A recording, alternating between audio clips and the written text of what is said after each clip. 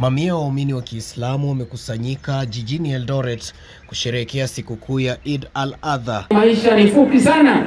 Huku wakiwahimiza Wakenya kudumisha umoja na mshikamano, hasa wakati huu ambapo shughuli za kisiasa zimeongezeka kuelekea uchaguzi wa mwaka 2027. Akizungumza wakati wa maadhimisho hayo, Imam Hussein Mohamed amesema joto la kisiasa nchini limeanza kupanda, taswira inayowatia Wakenya wengi katika hali ya kampeni mapema pamoja na kuathiri utoaji wa huduma muhimu kwa wananchi. Tulize boli, bado hatujafika uchaguzi, itakuja wakati wake, na anasema wanasiasa wawajibike, wachunge amani, wachunge uwiano, wachunge Wakenya waishi ili waishi pamoja mandugu.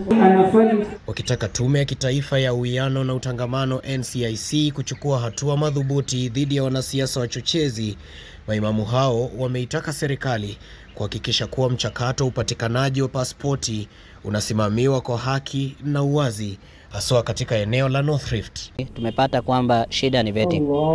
Hatujui files zinakwenda wapi, hatujui nani ndio anakamata zile file na kukaa na kufanya vetting, kwa sababu yule ambaye kwamba anatafuta hii cheti kwa sababu ya kusafiri au sababu ya kazi au jambo kama hili, anaweza kuzungushwa mpaka miezi 2, miezi 3, miezi 4. Kwa hivyo nilikuwa naomba na kuuliza kwamba kwa nini kama rais ameweza kutoa vikwazo vya ID, kwa nini isitolewe upande hii, kwa sababu yote ni moja.